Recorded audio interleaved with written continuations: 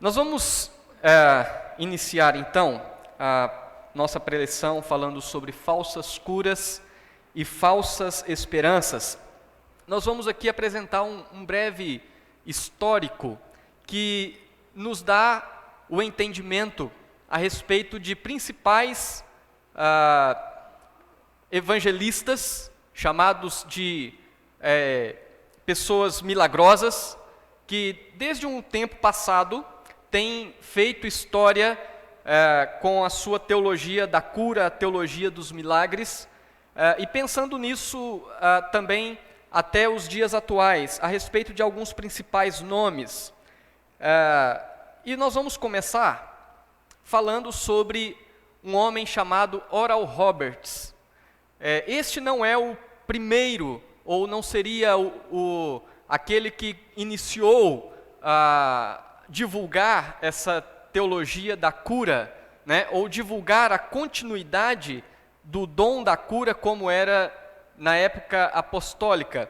Mas o destaque ao Oral Roberts é o fato de que ele foi o precursor no uso da televisão para promover o movimento das curas e disseminar algumas heresias.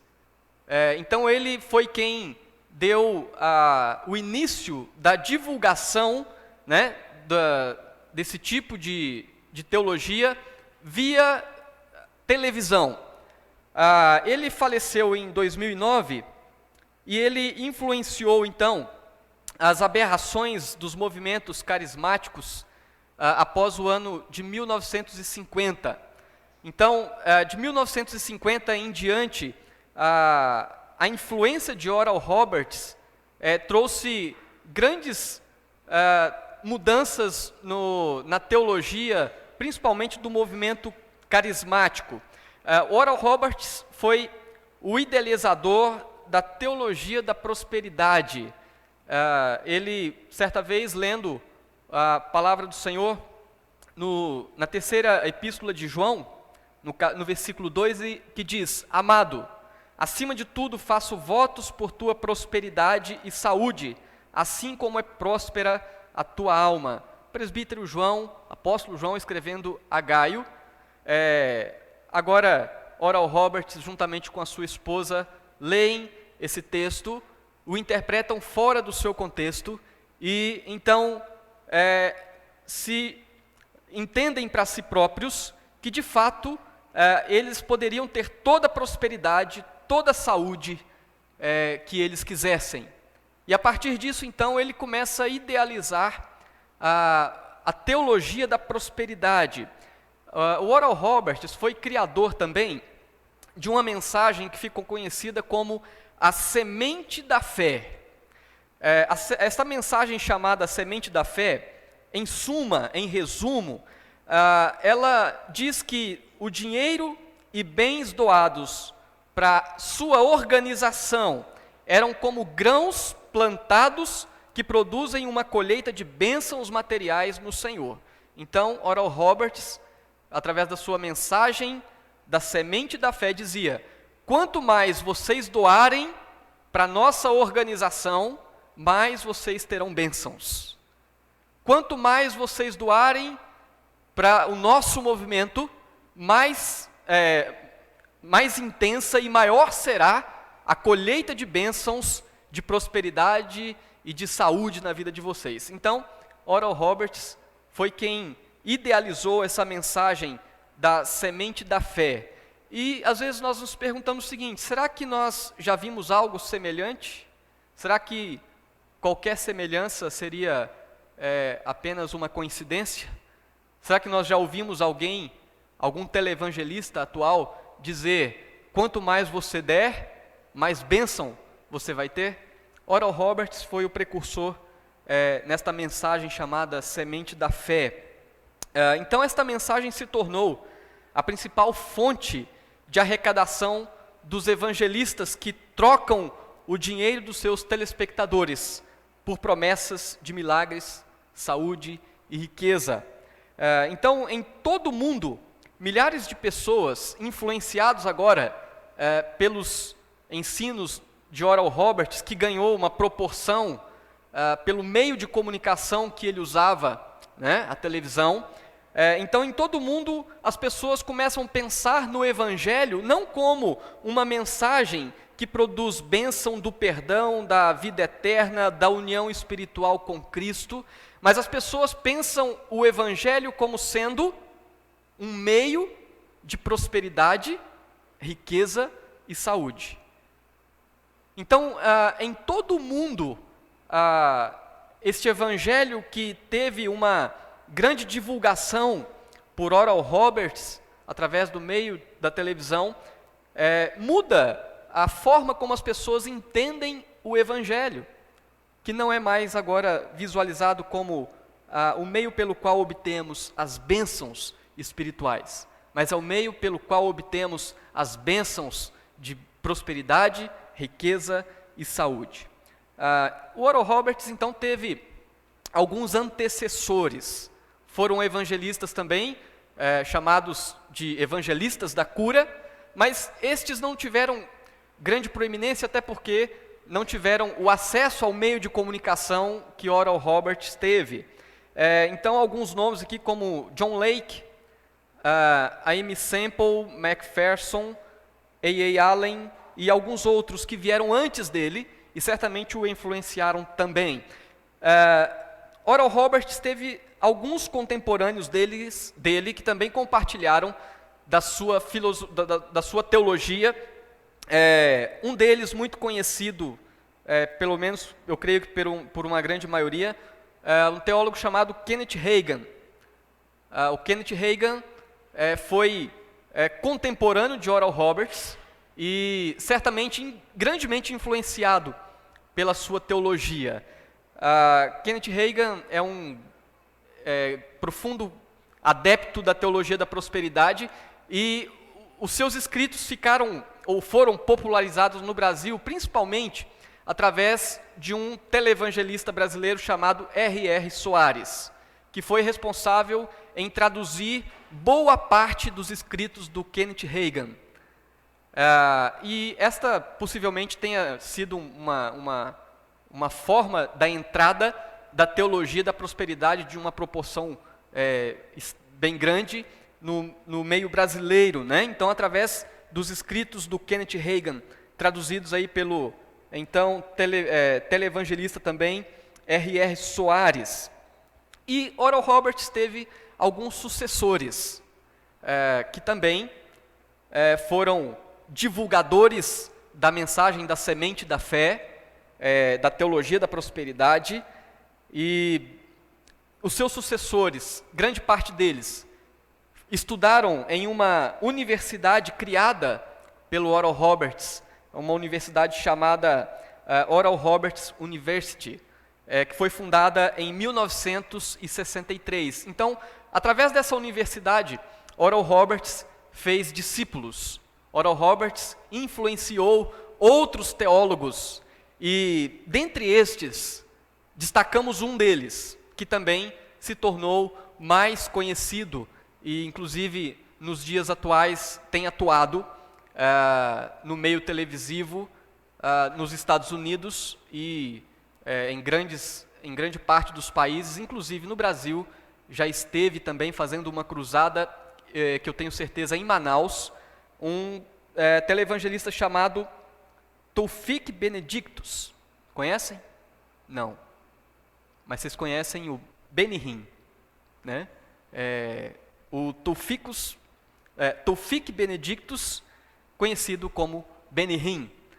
O Benny Hinn, então, é um dos sucessores de Oral Roberts, que fez escola com Oral Roberts, que foi amigo íntimo de Oral Roberts, e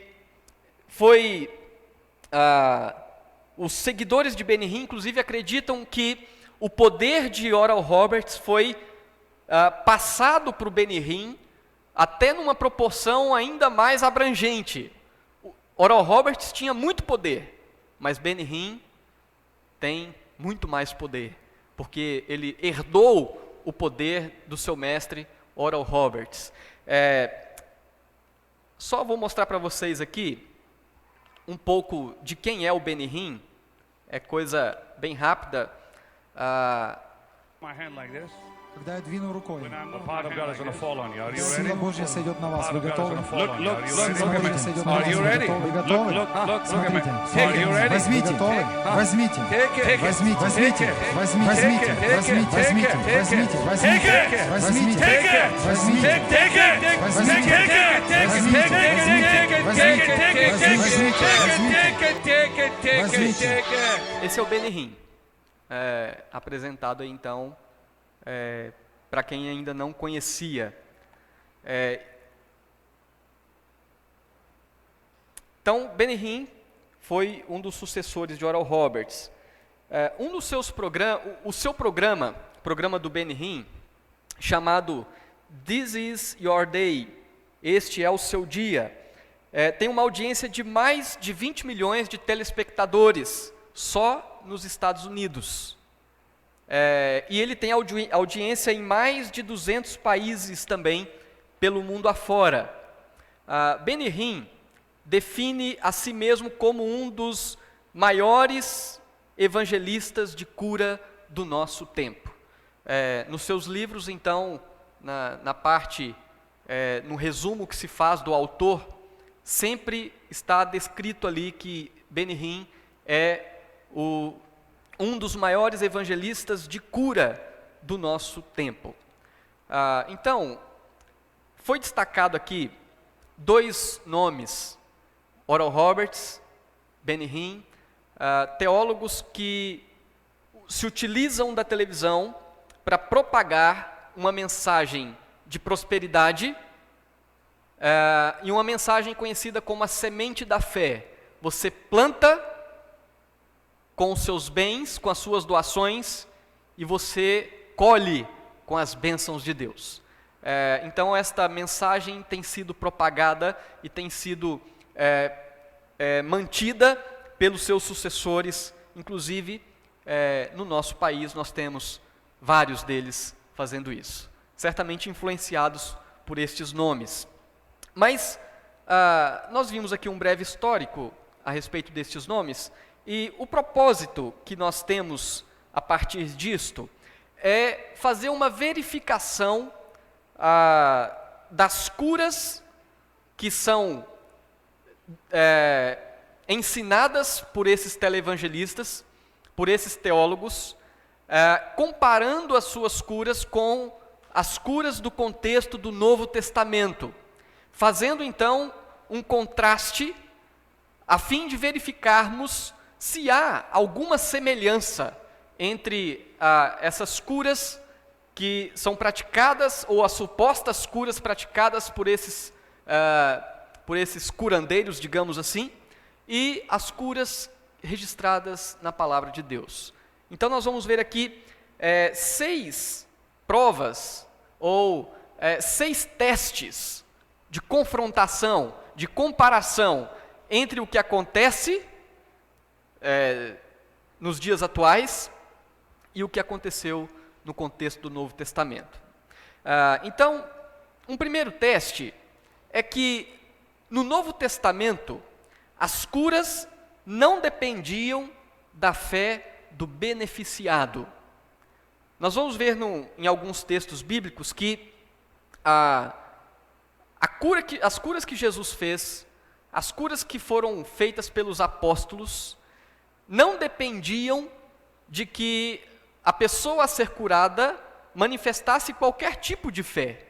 Na verdade, a manifestação era do poder de Deus, independente da pessoa, independente da situação, né? Então, ao contrário disso, para os curandeiros, para aqueles que se autopropagam como sendo detentores do dom da cura, assim como os apóstolos o tinham, assim como Jesus praticava a cura, os atuais apóstolos, entre aspas, os atuais curandeiros que se autodenominam como detentores deste dom, na verdade, eles vinculam a cura com a fé da pessoa, né?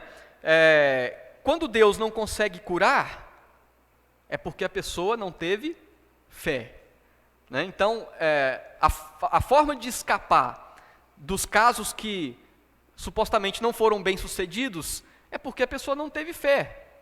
E então, o teólogo, o curandeiro, não leva nenhuma responsabilidade em cima disso. A culpa é sempre de quem não teve fé. E biblicamente, as curas então foram realizadas por Jesus e pelos apóstolos sem qualquer expressão de fé pessoal. Aí aqui uma citação do Benihim, esse que eu apresentei para vocês. Ele diz: a fé é vital para o seu milagre. A cura é recebida pela fé e é mantida pela fé. Então, além de receber a cura pela fé, para você manter a cura, você tem que continuar tendo fé. E ele diz: nunca jamais, em tempo algum, se dirijam ao Senhor e digam: se for da tua vontade. Quando vocês oram, se for da tua vontade, Senhor, a sua fé é destruída. Então, nunca ore: Senhor, se for da tua vontade, me cure. Não faça isso, porque se você fizer isso, a sua fé será destruída, de acordo com Benihim, ok? Alguns textos para nós darmos uma olhada. Em Mateus capítulo 8, versículo 14 e 15, diz lá: tendo Jesus chegado à casa de Pedro, viu a sogra deste acamada e ardendo em febre, mas Jesus tomou-a pela mão e a febre a deixou. Ela se levantou e passou a servi-lo. Jesus não chegou para ela e disse: você tem fé? Jesus simplesmente chegou, tomou a sua mão e ela ficou curada. Outros textos. Mateus 8, 16. Chegada a tarde, trouxeram-lhe muitos endemoniados, e ele meramente com a palavra expeliu os espíritos e curou todos os que estavam doentes. Então, aqui diz que ele meramente com a sua palavra, não houve qualquer tipo de questionamento se havia fé por parte daqueles.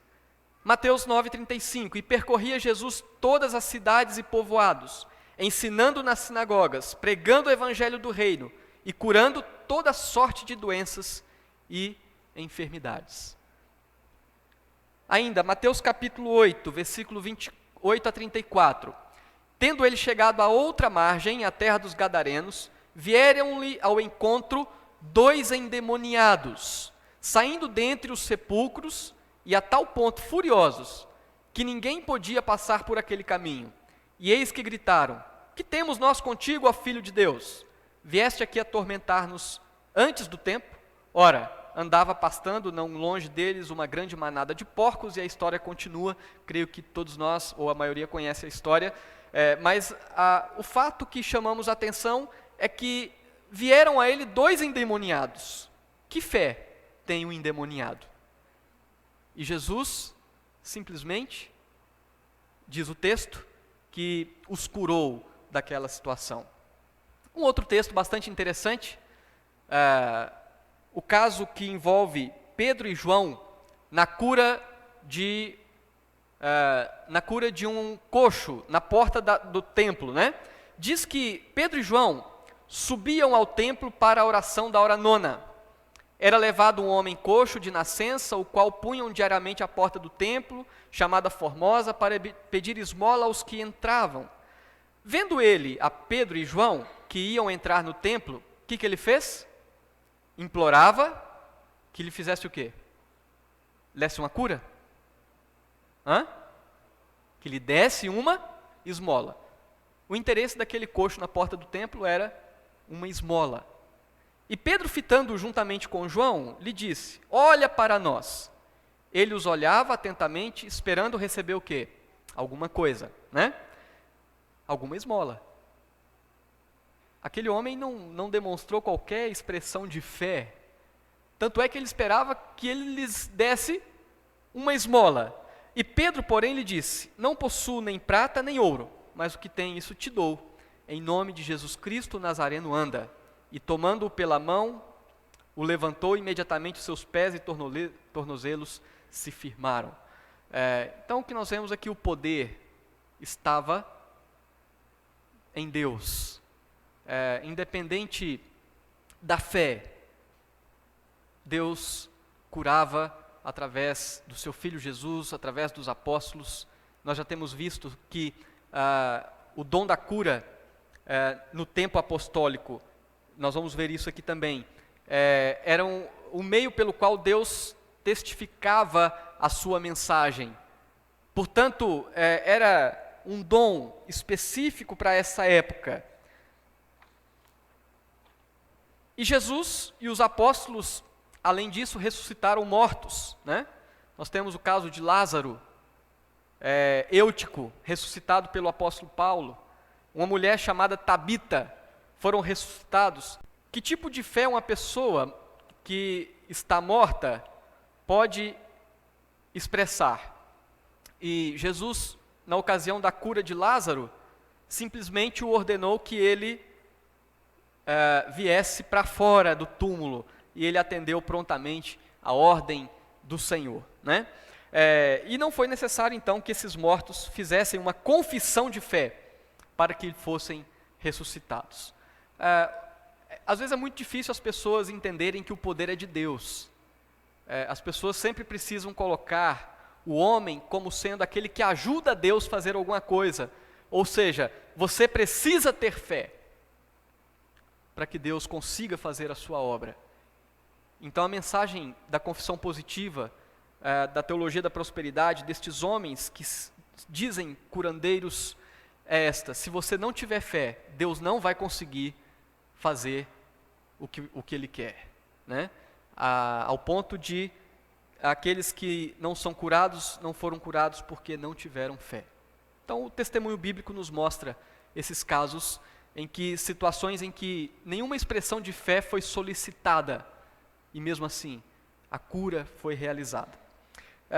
Um segundo teste que nós vemos e comparamos com a questão do movimento atual da cura, dos milagres, é que no Novo Testamento as curas não eram realizadas por dinheiro ou fama. Em nenhum momento no contexto bíblico nós vemos Jesus e os seus discípulos realizando qualquer tipo de cura ou milagre a fim de obter, a partir disso, o recurso financeiro ou algum tipo de recompensa financeira. Vou citar novamente aqui o Benny Hinn. Ele diz o seguinte: assuma um compromisso, faça uma doação, porque essa é a única maneira de você conseguir o seu milagre. Quando você doar, o milagre acontecerá. Essa é a única maneira de você conseguir o seu milagre. E ele cita, numa outra ocasião, alguém veio até mim na igreja recentemente e disse: bem, pastor, quanto devo dar a Deus? Eu disse, Benny Hinn dizendo: bem, que tipo de colheita você está procurando? Então, dê a Deus de acordo com aquilo que você quer colher, né? Alguns dados muito interessantes sobre a vida do Benny Hinn. Benny Hinn, segundo a descrição que temos, ele tem um lucro anual de $1 milhão. Ele vive numa mansão beira-mar, se utiliza de carros de luxo. As curas lhe rendem cerca de $100 milhões por ano. É muito dinheiro. Benny Hinn faz pelo menos uma cruzada por mês, onde ele reúne milhares de pessoas, com a teologia de que você precisa dar, e quanto mais você der, mais você vai ser abençoado. E com isso, então, ele recolhe aí em torno de $100 milhões por ano. Em Atos capítulo 8, nós temos um registro, o único registro que trata de alguém que ofereceu dinheiro, né? E diz lá: vendo, porém, Simão, que pelo fato de imporem os apóstolos as mãos era concedido o Espírito Santo, ofereceu-lhes dinheiro propondo: concedei-me também a mim este poder, para que aquele que sobre quem eu impuser as mãos receba o Espírito Santo. Pedro, porém, lhe respondeu: o teu dinheiro seja contigo para a perdição, pois julgaste adquirir por meio dele o dom de Deus. Então, nós não temos no contexto bíblico qualquer base que se compare com essa prática que nós vemos nesses teólogos que abjogam para si o dom da cura e através dele então obtêm os recursos e o lucro financeiro. Pelo contrário, Pedro respondeu para aquele homem que queria comprar com seu dinheiro o poder de Deus: seja o teu dinheiro para a tua perdição. Jesus e os apóstolos concentraram seus ministérios de curas no meio de pessoas mais pobres e carentes da sociedade, pessoas que não tinham nenhuma condição de dar algum retorno financeiro para o ministério deles. Então nós vemos Jesus e os apóstolos curando cegos pedintes, coxos que viviam na rua, leprosos excluídos da sociedade, pobres aleijados, pessoas que não tinham nenhuma condição de dar algum retorno financeiro.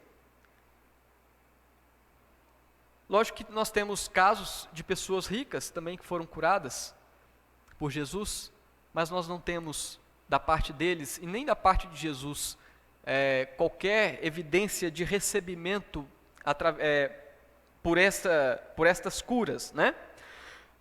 Também, o texto de 1 Timóteo 6, aqui o apóstolo Paulo rechaça os falsos mestres da sua época, e ele diz: se alguém ensina outra doutrina e não concorda com as sãs palavras do nosso Senhor Jesus Cristo, e com o ensino segundo a piedade, é infatuado, nada entende, mas tem mania por questões e contendas de palavras que nascem inveja, provocação, difamações, suspeitas malignas, altercações sem fim, por homens cuja mente é pervertida e privados da verdade, supondo que a piedade é fonte de lucro.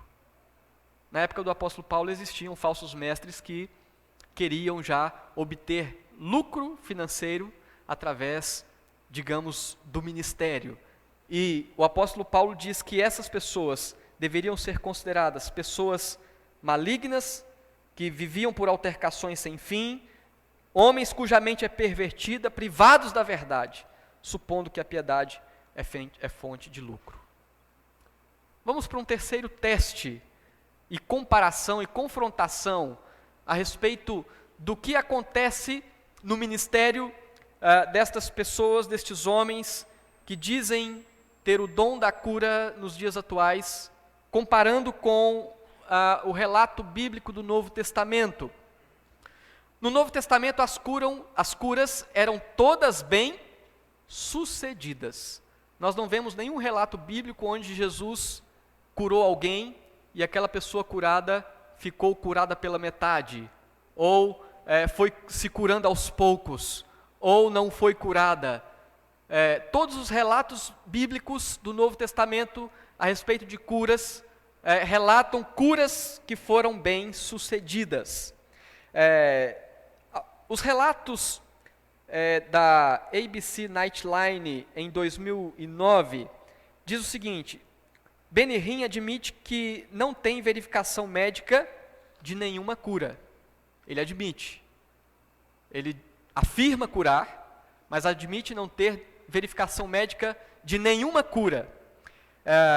Relata também que em 2001, um garoto de 9 anos, supostamente curado de cegueira, hoje ainda é oficialmente cego.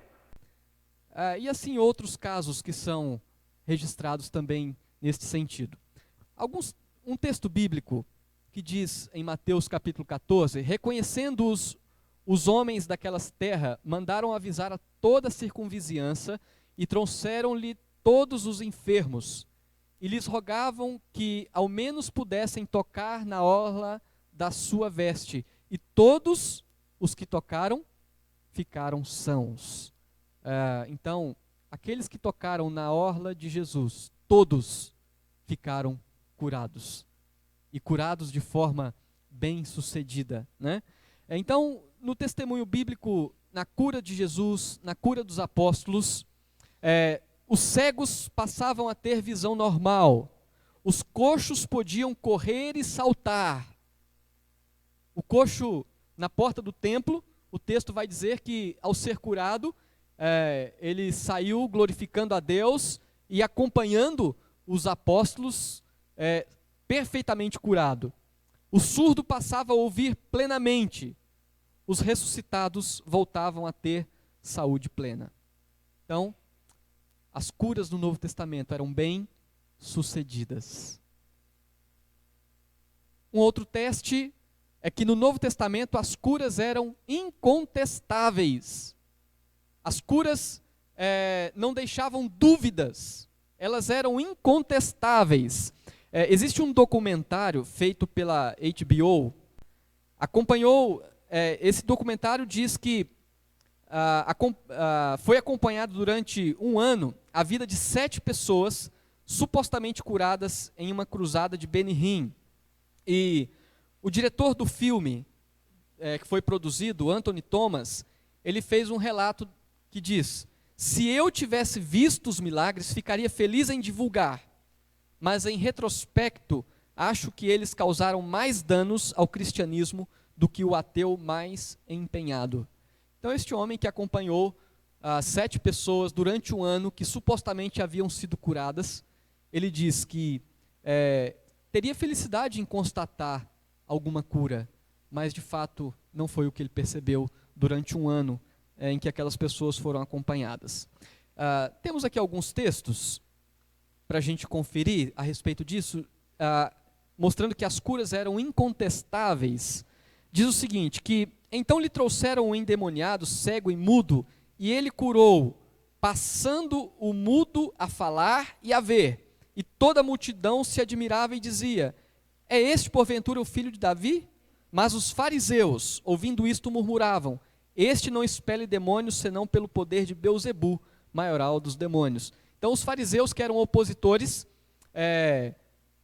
percebiam e viram que era incontestável a cura, mas não admitiam, então diziam: ele cura, mas ele cura por Belzebu. Inclusive, isso sendo uma blasfêmia, né, certamente contra o Espírito Santo. Outro texto, também em João capítulo 11, diz que: e tem dito isto, clamou em alta voz Lázaro, vem para fora, saiu aquele que estivera morto. Então os principais sacerdotes e os fariseus convocaram o sinédrio e disseram: que estamos fazendo, uma vez que este homem opera muitos sinais? Se o deixarmos assim, todos crerão nele. Depois virão os romanos e tomarão não só o nosso lugar, mas a própria nação. Então, os principais sacerdotes e os fariseus julgavam incontestáveis as suas curas e ficaram atemorizados de que alguém viesse crer em Jesus e tomar, então, o lugar deles. Atos diz: vendo com eles o homem que fora curado, nada tinham que dizer em contrário. Aqui falando também dos fariseus, opositores de Jesus. Quando viram a respeito da cura realizada, eles então diziam: nada tinham que dizer ao contrário. Curas incontestáveis, inclusive os próprios opositores não tinham como negar que as curas de fato eram bem-sucedidas. E um próximo teste a respeito das curas do Novo Testamento, fazendo aqui uma oposição com as curas realizadas nos dias atuais, através destes que dizem ter também o dom de cura, é que no Novo Testamento as curas foram imediatas e espontâneas. A teologia da confissão positiva ensina o seguinte, que durante o intervalo da confissão de cura, ou seja, confesse positivamente que você está curado, né? Então, no intervalo entre essa confissão e a manifestação da cura, o cristão pode se confrontar com os sintomas da doença. Ou seja, hoje eu professo com a minha fé que eu estou curado, mas até que essa cura de fato aconteça, eu posso ainda sentir alguns sintomas da minha enfermidade. E segundo a confissão positiva, esses sintomas são armadilhas de Satanás para levar o cristão a uma confissão negativa e perder a cura. Então, você tem que ter uma confissão positiva. Se você fizer uma confissão negativa, a cura perdeu. Então, os sintomas que a pessoa tem da sua doença não são exatamente da doença, são armadilhas de Satanás para que a pessoa faça uma confissão negativa e aí perca a sua cura, né? Totalmente o contrário do que nós vemos nas curas do Novo Testamento. Mesmo que pareça que você está doente, na realidade você foi curado, dizem os expoentes aí da cura e dos milagres. Ainda que você se sinta doente, na verdade você já foi curado pela fé. E Benihim, mais uma vez, ele diz: depois de ter recebido o seu milagre, afaste-se daqueles que se opõem a milagres. Continue a se ver bem e inteiro, curado em nome de Jesus. Então, quando você recebeu o seu milagre, primeiro, se afaste daqueles que duvidam e continue sentindo-se curado, né? Então, essa questão dos sintomas da doença após a cura, na verdade, é apenas algo ilusório, segundo eles. Os milagres realizados por Jesus e seus apóstolos não deixavam dúvidas, nenhum sintoma, nenhuma sequela da doença. E aí nós temos então alguns textos que nos mostram essas curas imediatas, né? Perguntou-lhe Jesus: que queres que eu te faça? Respondeu o cego: mestre, que eu torne a ver. Então Jesus lhe disse: vai, a tua fé te salvou. E imediatamente tornou a ver, né? Então, uma cura imediata. Certamente aquele cego passou a ver perfeitamente. Ou Jesus teria dito para ele: olha, ainda que você não esteja vendo, mas confie que você foi curado, né? Se você sentir alguma coisa que te faça duvidar que você não está vendo, acredite que você esteja. Não. O texto diz que ele imediatamente passou a ver, né? Outro texto diz que, aproximando-se dele um leproso, rogando-lhe de joelhos: se quiseres, pode purificar-me. Jesus, profundamente compadecido, estendeu a mão, tocou e disse: quero ficar limpo, fica limpo. No mesmo instante, lhe desapareceu a lepra e ficou limpo, né?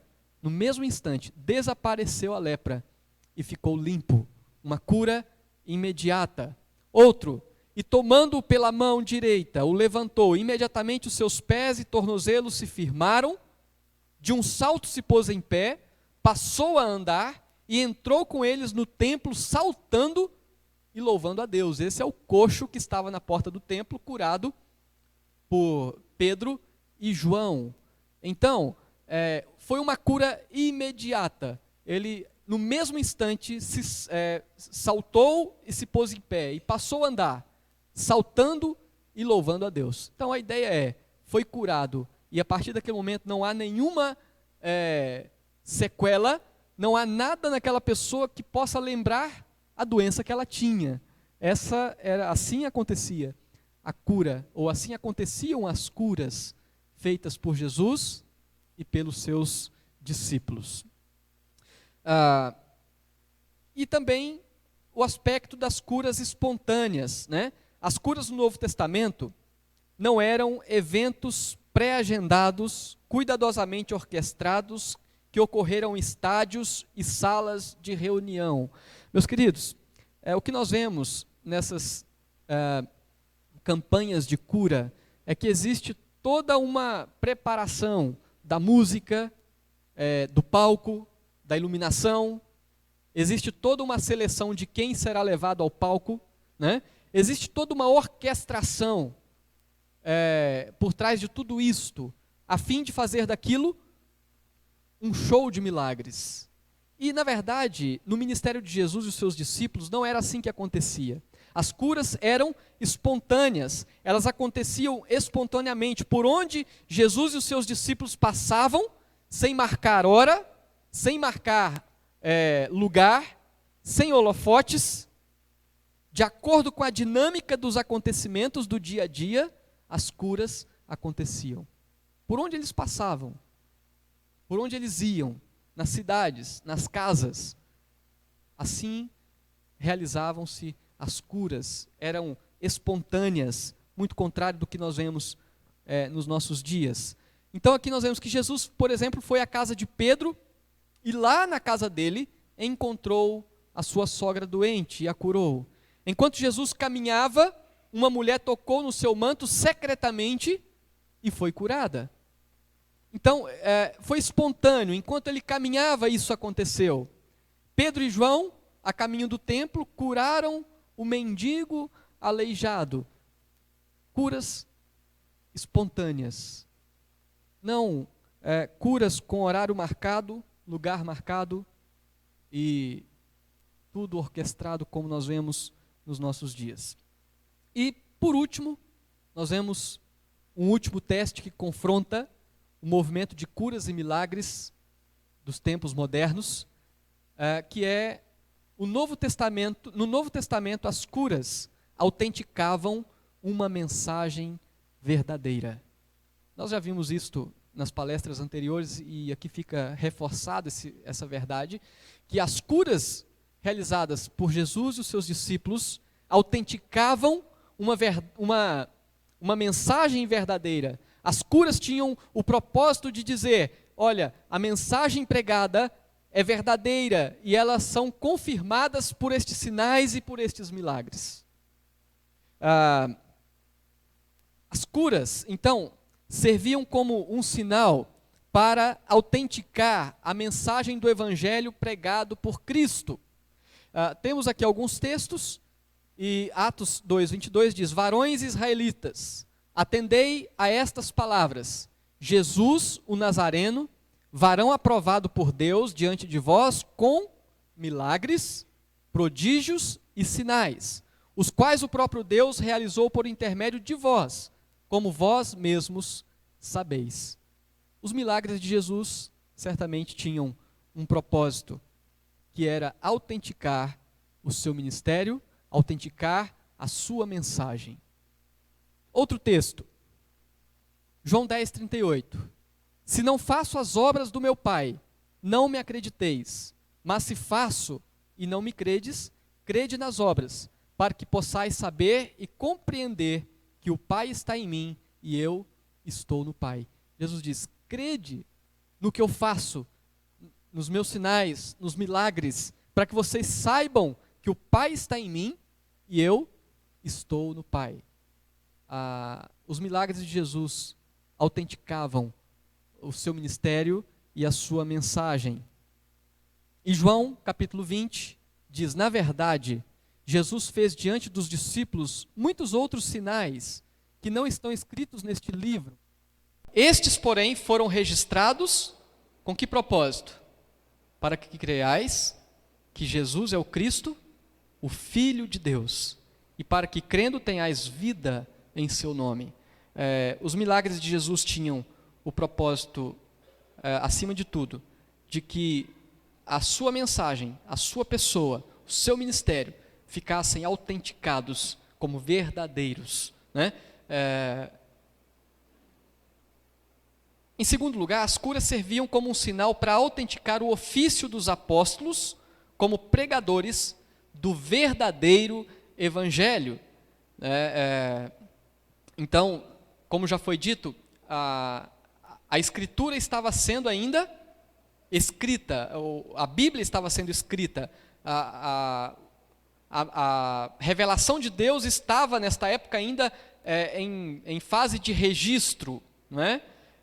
Esta mensagem precisava ser autenticada, e ela era autenticada através dos sinais, prodígios e poderes miraculosos, como diz o apóstolo Paulo, pois as credenciais do apostolado foram apresentadas no meio de vós, com toda persistência, por sinais, prodígios e poderes miraculosos. O que o apóstolo Paulo está dizendo? Que aquilo, o apostolado, o ministério dele, a mensagem que ele pregava, era autenticada pelos sinais, prodígios e poderes miraculosos que eram exercidos por ele, né? Romanos capítulo 15 diz, porque não ousarei discorrer sobre coisa alguma, senão sobre aquelas que Cristo fez por meu intermédio, para conduzir os gentios à obediência por palavra e por obras, por força de sinais e prodígios pelo poder do Espírito Santo. Então, o Paulo está dizendo que ele não faria coisa alguma além do que aquilo que Cristo fez por intermédio dele. E os milagres e os sinais, as curas, tinham o propósito de confirmar que de fato Deus o havia chamado para o ministério, para o apostolado, e confirmar a mensagem que ele estava anunciando. Os operadores de milagres autoproclamados, os operadores de milagres que se intitulam como sendo detentores dos dons miraculosos que estavam presentes no ministério de Jesus e dos apóstolos, que ensinam um falso evangelho, não podem fazer milagres ou fazem por um poder que não vem de Deus. Porque a Escritura já está completa. A mensagem que Deus queria transmitir já foi transmitida. Não é necessário hoje mais autenticar a revelação de Deus. Ela já está autenticada. A revelação de Deus já está completa. Agora, as pessoas creem quando são tocadas pelo Espírito Santo e são transformadas. Mas certamente não há necessidade da presença de tais sinais, de milagres, como acontecia no período em que a Escritura estava sendo registrada. Portanto, o apóstolo Paulo diz: ora, o aparecimento do iníquo é segundo a eficácia de Satanás, com todo o poder e sinais e prodígios da mentira.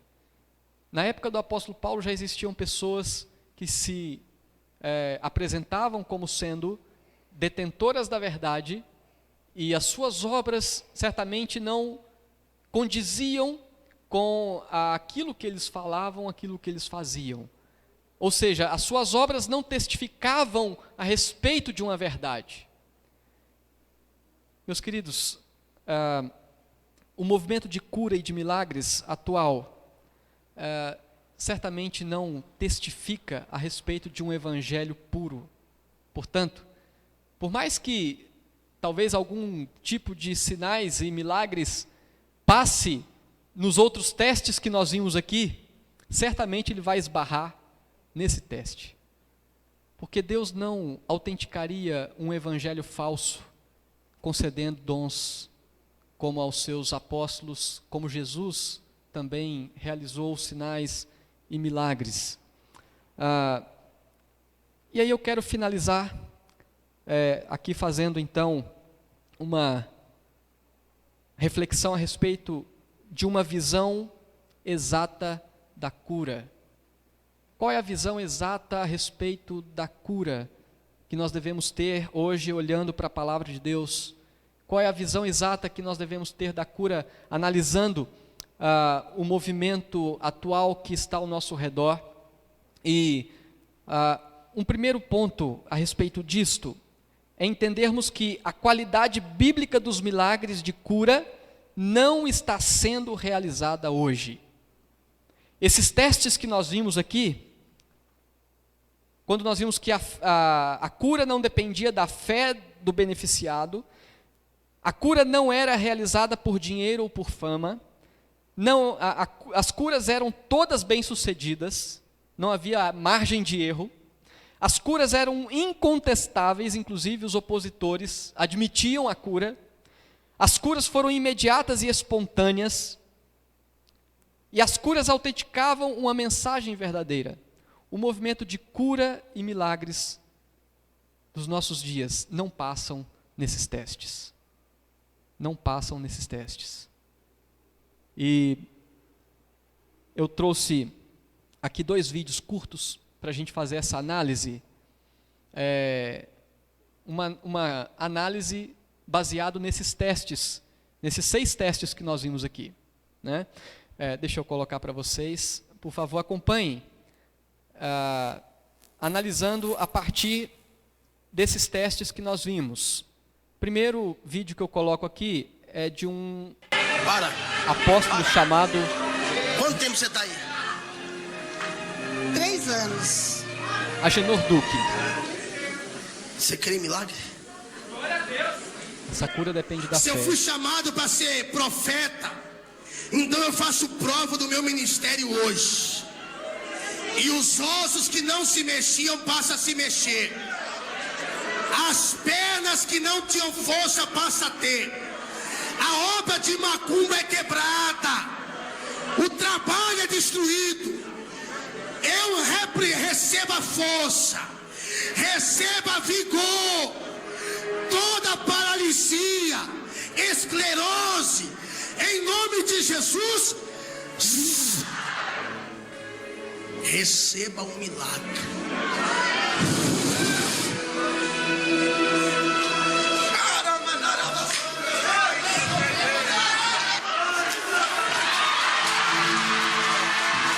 Vem! Levante, vem! Vem! Vem! Vem! Vem! Porque se Deus... Veja, irmão, esta mulher nunca foi curada. Se o discípulo do apóstolo do diabo não tivesse segurado, ela teria caído. O que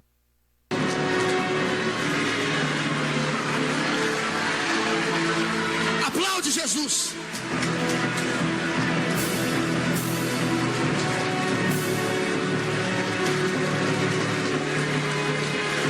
O meu Deus se cura hoje. As pernas que não tinha mais força, veja. Há anos ela está aí. Solta ela.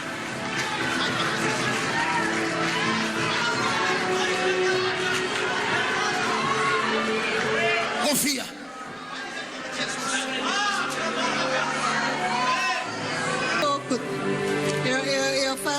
Hoje eu faço fisioterapia, estou tentando voltar a andar, mas está difícil. Não tinha mais força nas pernas? Minhas pernas, a perna do lado direito, ele paralisou praticamente todo. Então a minha perna direita, ela vira, ela dobra. Eu não sinto mais o meu pé. Mas não sentia mais o pé no chão? Você não sentia mais nem o pé? Não, É o quê? eu não sinto. Não, você veio com quem? Eu aprendi, eu ando em casa.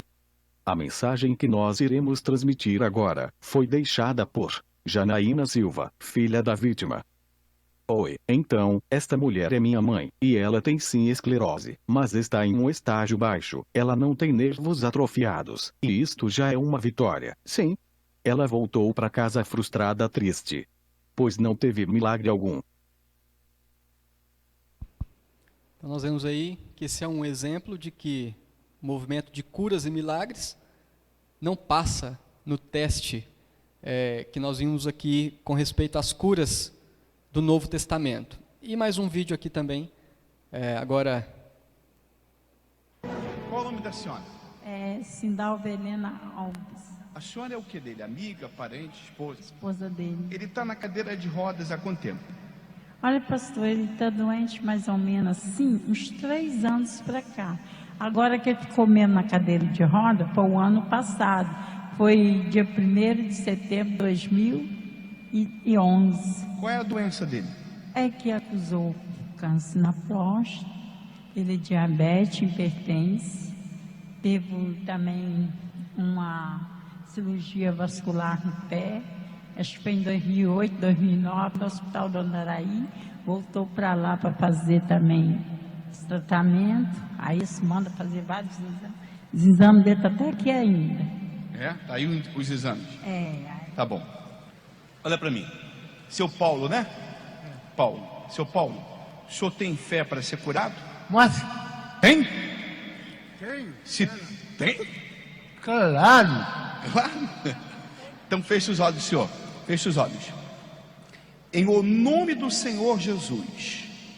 Feche os olhos. Seja curado agora. Seja curado dessa diabetes.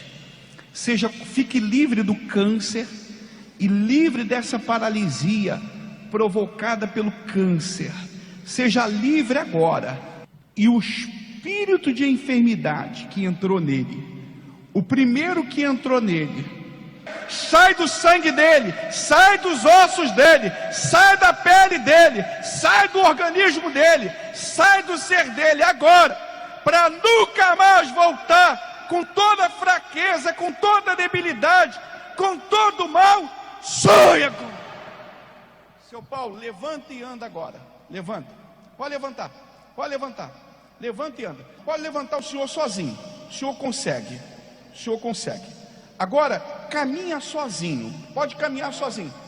Olha para mim, olha para mim, olha para mim. Pode caminhar sozinho. Eu estou dizendo que o senhor pode caminhar sozinho. Creia no que eu estou lhe dizendo. Creia.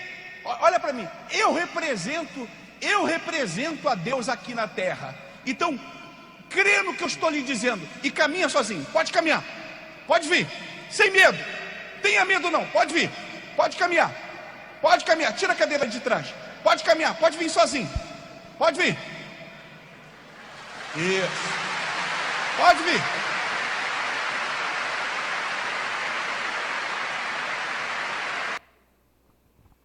Ok. Comparando com as curas que nós vimos aqui, nós vemos aí uma diferença muito grande, né? E isso nos mostra que, de fato, não há uma autenticidade e não se pode comparar com aquilo que Jesus fez, com aquilo que os apóstolos fizeram. Então, nós vimos aí, sobre essa visão exata, que a qualidade das curas nos dias atuais não passam no teste. Segundo, os milagres de cura dos tipos registrados nos evangelhos e nos atos dos apóstolos foram excluídos da igreja no primeiro século. Vimos isso principalmente na palestra do reverendo Alessandro ontem, falando sobre o cessacionismo. Deus ainda responde às orações e opera de forma providencial para curar de acordo com a sua vontade. Contudo, não há evidências de curas acontecendo como no período apostólico. Então, o que nós devemos entender é que nós não precisamos deixar de orar pedindo a Deus que cure. Diante de uma enfermidade, nós não precisamos deixar de confiar no Senhor como sendo Deus de ontem, de hoje e eternamente.